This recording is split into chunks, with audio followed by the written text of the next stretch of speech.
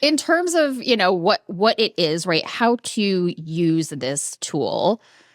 One of the first things that I would say that's important in using this tool is exploring and discovering, I'll use the word discovering your type, because it is a discovery process. And so even in the process of identifying what that dominant type is for you, there's a lot of reflection that happens. There's a lot of, I know that you probably have this experience, I certainly do, where I'm doing a typing interview with somebody and they will tell me like, I've never been asked that before, or I've never thought about that before. And that to me is a great sign that like even this process of getting to your dominant type is helpful.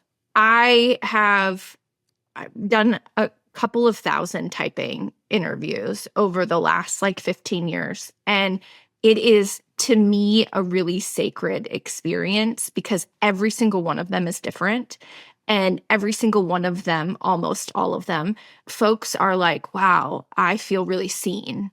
I feel like I know myself a little better. And it's like, yes, that is like, we could stop here. This is so cool. And to be seen in a process where it's you exploring and searching and reflecting, like that's pretty cool because it almost feels counterintuitive in a way, but like I think that's one of the beautiful things about this tool. And so I don't want to get too much into all the basics because I do have 2 episodes that I did a while back that we can reference people to in terms of like if you want to know some more about the logistics and things like that. But identifying your type is kind of the most important first step. Would you agree? Yeah. Yes. Yeah. And then what do you do with it once you know your type?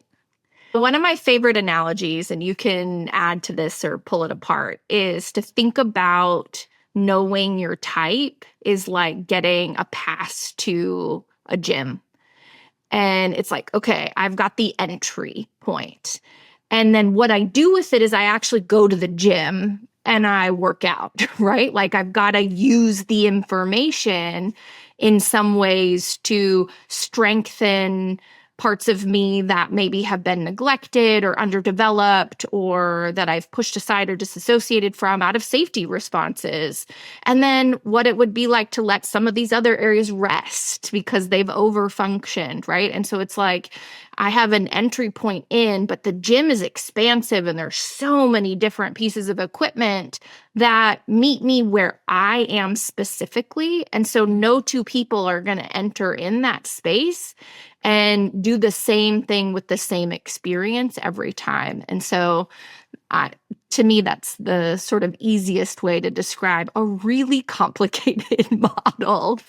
Yeah. And I love what you added on there of like, it's a gym where like, this is without going all the way down a rabbit hole of an analogy, like it's a pass to a gym where all the pieces of equipment like fit you. And you could choose which one, which exercise you want to do or which class you want to go to. But like, there's a lot and they're all going to like fit in a way.